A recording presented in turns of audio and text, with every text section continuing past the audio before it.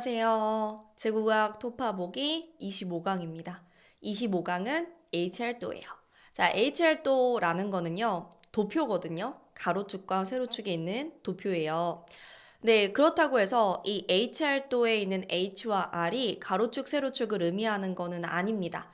이 H와 R의 의미는 뭐냐면 이 도표를 처음으로 만든 과학자의 이름에서 따온 거예요.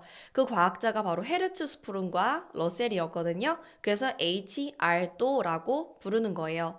근데 이 헤르츠 스프룬과 러셀이 같이 이렇게 협동을 해가지고 이 HR도를 만든 거는 아니에요. 따로따로 만들었거든요. 근데 놀랍게도 되게 신기하게 비슷한 시기에 만들었어요.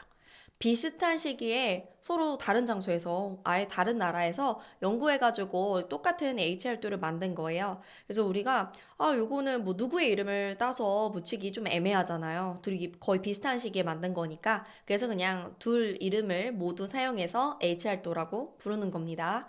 자, 그러면 이 도표의 가로축 세로축이 뭐냐? 이 가로축 세로축이 그 전에 우리가 배웠던 별의 물리량이거든요. 가로축은 표면 온도예요. 근데 표면 온도가 오른쪽으로 갈수록 높은 게 아니고 왼쪽으로 갈수록 높습니다. 자, 세로축은요, 광도예요. 광도는 위로 갈수록 높습니다. 자, 그런데 가로축이 표면 온도라고 했는데 표면 온도 대신에 다른 값으로도 가로축을 표현할 수 있을 거예요. 표면 온도랑 관련된 값들이 있잖아요. 뭐가 있었죠? 맞아요. 표면 온도 하면 우리 람다 맥스 이런 것도 생각이 나고 아니면 맞아요. 색지수도 생각이 나죠. 그리고 분광형도 생각이 나죠. 그래서 우리는 왼쪽으로 갈수록 표면 온도가 높다면 왼쪽으로 갈수록 색지수가 이제 작을 것이고 왼쪽으로 갈수록 최대 복사 에너지 파장은 짧아질 것이다. 이렇게 말할 수 있고 만약에 이제 분광형으로 가로축을 나타낸다면 왼쪽부터 O형을 써주면 되겠죠. 그래서 OBA, FG, KM 이런 순서로 가로축을 표현할 수도 있습니다. 어쨌건 가로축에는 표면 온도와 관련된 값을 왼쪽으로 갈수록 표면 온도 높아지게 표현하면 되는 거고 세로축은 광도라고 했는데 우리 광도 대신에 쓸 수 있는 거 맞아요. 절대 등급 있죠.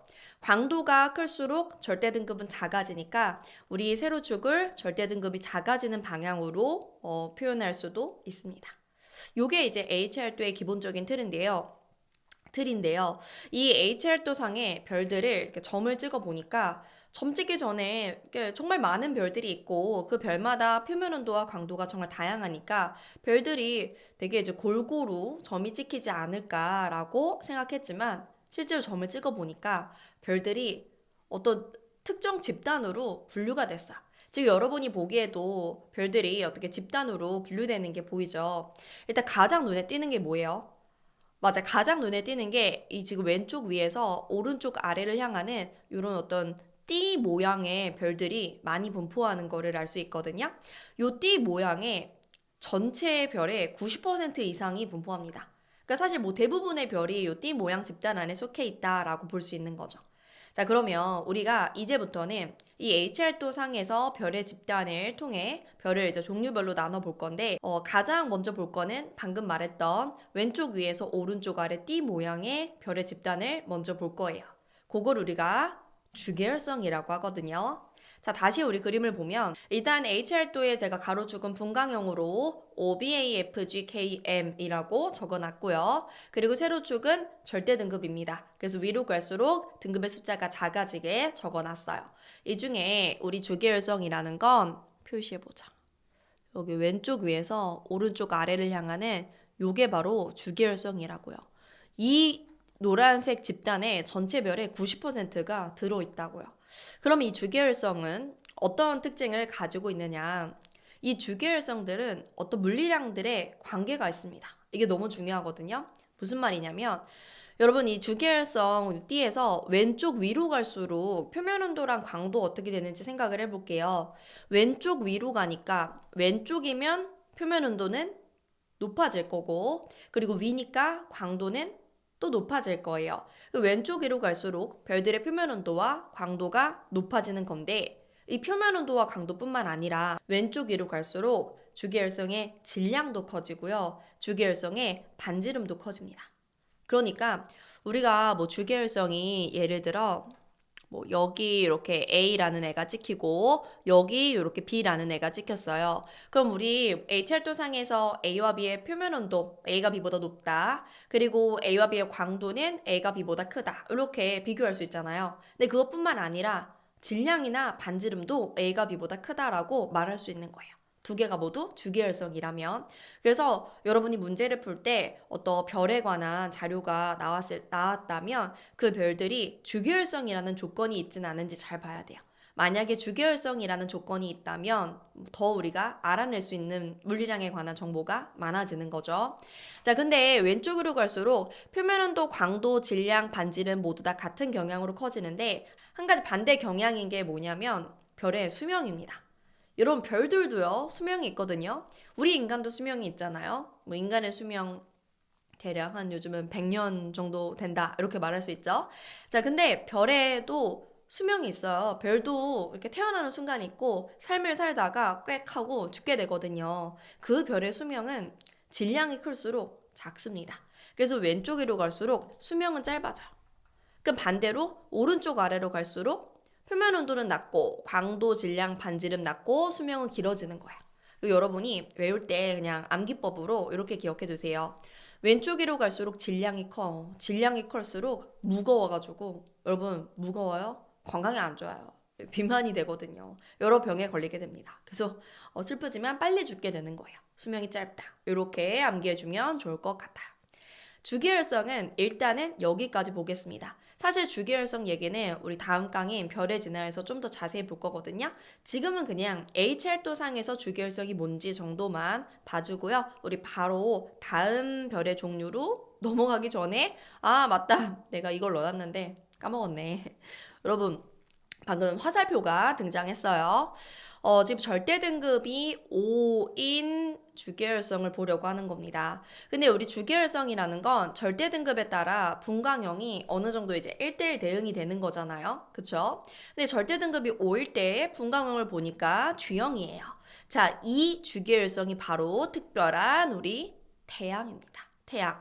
여러분, 태양은 주계열성이에요. 지금 우리 지구의 중심별 역할을 해주는 태양은 한창 청춘이거든요.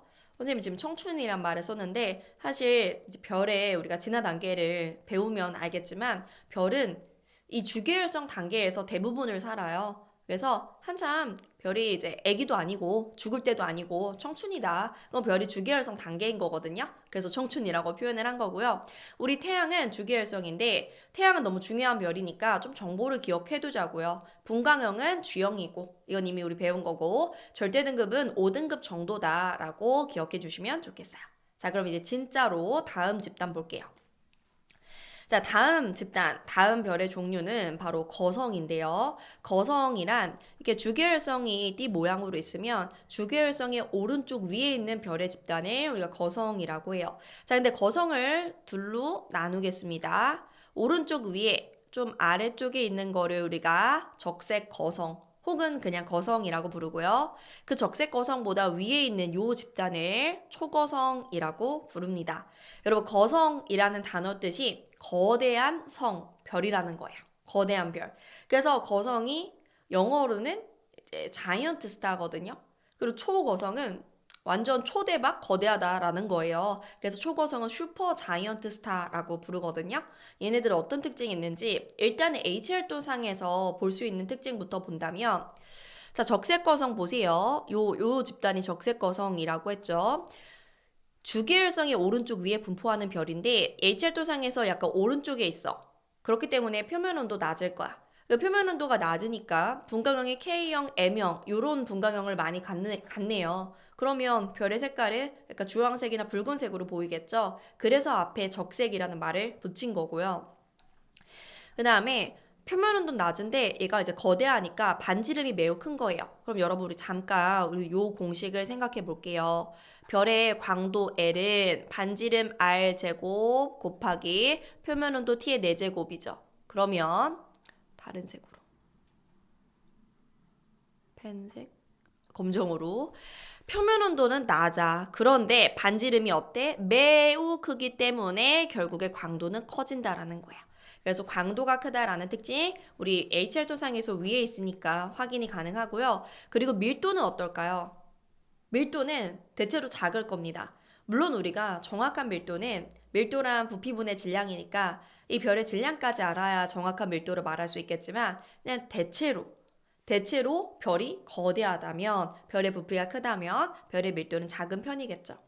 자, 그 다음에 이제 초고성을 보면 적색거성보다 위쪽에 있어요. 그러니까 적색거성보다 광도가 큰 거죠. 적색거성과 비슷한 특징을 가지고 있습니다. 역시 거대한 크기를 가지고 있고요. 역시 밀도가 작은 편일 거예요. 그리고 우리 요거를 좀 기억해 주면 좋겠는데 이제 적색 거성과 초고성을 비교했을 때 초고성이 적색 거성보다 광도가 큰 거는 맞지만 그렇다고 해서 무조건 초고성이 적색 거성보다 크기가 큰 건 아닙니다. 적색 거성도 사이즈가 좀 다양하게 있을 거고 초고성도 다양하게 있겠죠. 그러면 개 중에는 초고성보다 크기가 큰 적색 거성도 있기는 해요. 그래서 무조건 초고성이 적색 거성보다 크다. 이렇게 알아두지는 마세요. 일단은 우리가 적색 거성과 초고성 이렇게 두 개의 별의 종류를 봤는데 요 적색 거성과 초고성을 구경시켜 드리겠습니다. 얘네가 얼마나 큰지, 거대한지, 자이언트한지 좀 이제 사진으로, 영상으로 보고 오려고요. 뿅. 자, 우리가 이제 요 영상을 보면서 이제 별의 종류에 따른 크기 규모를 좀 와닿게 보려고 하는데요. 요거는 이제 출처는 유튜브에서 요 분이 올린 영상입니다.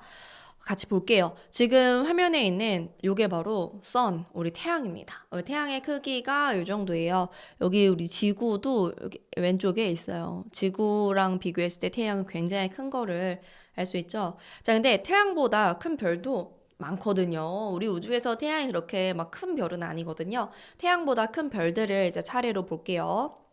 시작. 자, 시리우스 A. 주계열성입니다. 주계열성. 태양도 주계열성이었죠.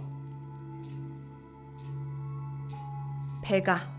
얘도 주계열성입니다. 우리 주계열성 3개를 짜르륵 봤어요. 오, 갑자기 엄청나게 큰 별이 등장했어요. 얘가 이제 아르크투루스라는 별인데요. 얘는 주계열성 아니에요. 주계열성보다 훨씬 더 큰 거성입니다. 얘가 바로 적색 거성이고요.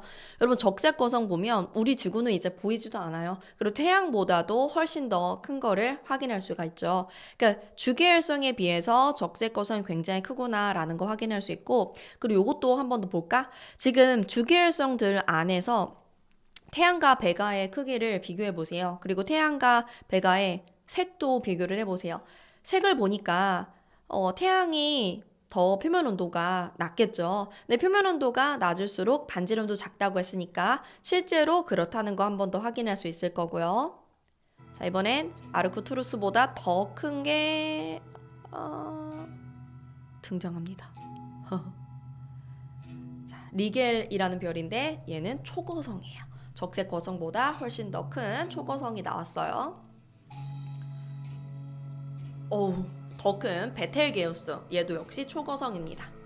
이거 두 개의 초거성인데 이제 초거성도 좀 규모의 차이가 나죠. 아까 봤던 리겔은 청색의 초고성이고 지금 뭐 이제 베텔게우스는 적색 초고성인 거를 볼 수가 있어요. 자, 일단은 영상은 여기까지 보겠습니다. 우리가 이 영상을 통해서 별들의 종류에 따른 별들의 규모를 좀 눈으로 와닿게 볼 수 있어서 굉장히 좋은 영상인 것 같아요. 요거를 처음부터 끝까지 보고 싶은 친구들은 유튜브 여기 요거를 그대로 쳐서 들어가시면 됩니다.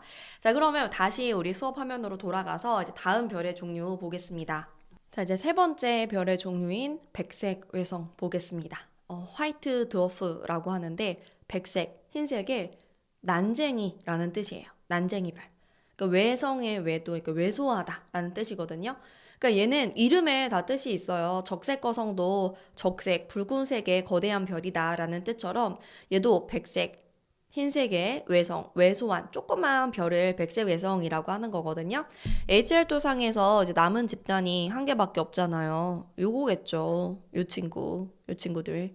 주계열성의 왼쪽 아래에 분포하는 별들이에요. 그럼 얘는 특징이 표면 온도가 낮고 광도가 작아요. 근데 왜 광도가 작냐면 반지름이 작기 때문이에요. 그러니까 또 우리 이 공식을 써야 되는데 L은 R제곱 곱하기 표면온도 T 4제곱 곱에 비례해요. 그런데 펜색을 검정색으로 바꾸고 백색 외성은 표면온도는 낮은 게 아니고 미안해요. 높지만 반지름이 워낙 작기 때문에 광도가 작다라는 게 특징입니다. 그리고 밀도는 대체로 큰 편이겠죠. 왜냐면 뭐 질량은 정확하게 모르더라도 크기가 작은 편이니까 대체로 밀도는 클 것이다 라고 생각해 주면 돼요. 그 백색 외성은 뭔가 이렇게 수축, 압축 돼가지고 쪼그라든 왜소한 별이다. 그리고 흰색을 띈다 라는 거는 분광형이 A형이 되겠죠. A형 근처고 그렇기 때문에 표면 온도는 좀 높은 편이다. 기억해 주시면 됩니다. 여기까지가 끝이에요. 그러니까 오늘은 사실 어렵진 않아요. 오늘은 HR도가 뭔지, 그리고 HR도 상에서 주계열성과 거성, 그리고 백색 외성의 특징을 알아두시면 되고요. 한 가지 개념만 더 하고 끝낼게요. 오래 걸리진 않습니다. 광도 계급이라는 건데, 이 광도 계급을 우리 뭐 MK 분류법이라고도 불러요. 이게 뭐냐면, 지금 왼쪽에 있는 그림을 보면 가로축이 분광형이고 세로축이 절대 등급. 우리 알고 있는 HR도야. 갑자기 반말이 나오네. HR도입니다. 그런데 여기서 우리가 별들을 어떻게 분류를 한 거냐면 같은 분광형을 가진 별들을 광도에 따라 분류를 한 거예요. 같은 분광형이니까 뭐 예를 들어 분광형이 뭐 G형이다. 같은 G형을 가진 별들을 여기다가 보면 이런 식으로 이렇게 같은 분광형인 별들을 봤을 때 광도가 큰 것도 있고 광도가 중간인 것도 있고 작은 것도 있고 이렇게 광도에 따라 별들을 분류를 해놓은 겁니다. 그래서 이렇게 숫자를 붙인 거예요. 근데 우리가 이제 뭐 1의 경우는 초거성을 의미하고요. 이 1이란 게 광도 계급입니다. 그다음에 2는 밝은 거성, 3은 거성. 뭐 구분하는 게 중요한 게 아니에요. 뭐 2, 3이 거성이다 알아두시면 되고요. 그다음에 4 중거성, 5 주계열성, 그다음에 6 준외성, 7은 백색외성이라 나와 있어요. 우린 요거를 요 정도만 알면 돼요. 이 광도 계급 1이면 뭐다? 초거성이다. 광도 계급 2나 3이면 뭐다? 거성이다. 광도 계급 5면 뭐다? 주계열성이다. 요거는 꼭 기억해 두셔야 돼요. 광도 계급 5가 주계열성이다 라는 거. 그래서 우리 분광형이 같을 때 이 광도 계급 뭐 1, 2, 3 로마 숫자의 숫자가 작을수록 광도는 큰 거예요. 그리고 반지름은 어떤 걸까? 생각해 보세요. 또 그 공식을 써면 L은 R제곱 곱하기 표면온도 T의 4제곱이잖아요. 분광형이 같을 때라고 했으니까 이게 같으면 L과 R제곱은 비례하죠. 그래서 광도 계급 숫자가 작을수록 광도가 크면 반지름도 역시 커지는 겁니다.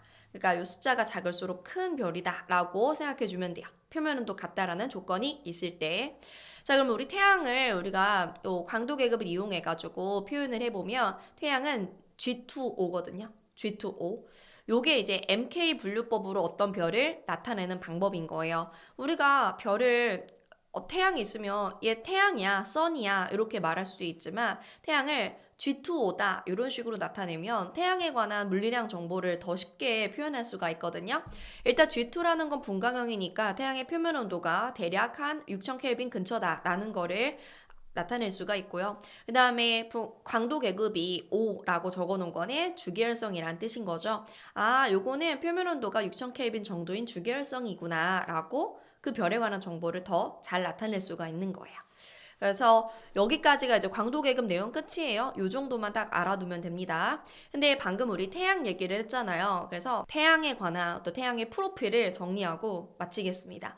자, 우리 태양은 지구에서 가장 가까운 별이고 그만큼 가장 중요한 별입니다. 태양에 관한 정보는 어느 정도 알아둬야 됩니다. 자, 지금 태양이 나와 있는데 태양은 방금 배웠던 별의 종류 중엔 주계열성에 해당됩니다. 근데 평생 태양이 주계열성인 거는 아니에요. 지금 현재는 주계열성이다 라는 거고요. 선생님, 그러면 뭐 내년에 수능 볼 땐 태양이 주계열성 아닌가요? 바뀌나요? 근데 그렇게 빨리빨리 다음 단계로 넘어가 버리는 건 아니고요. 여러분이 살아있는 동안은 태양은 계속 주계열성이라고 생각하시면 돼요. 시간이 아주 많이 지나면 주계열성을 벗어나겠지만 자, 그 다음에 태양의 표면 온도는 대략 한 5800켈빈 정도입니다. 5,800 켈빈. 그래서 분광형으로는 이제 주형이 되는 거고요. 그다음에 태양의 표면 온도는 5,800 켈빈이지만 중심부의 온도는 그보다 더 높아요. 1,500만 켈빈이거든요. 이것도 다음 시간에 또 나올 건데 기억해 두세요.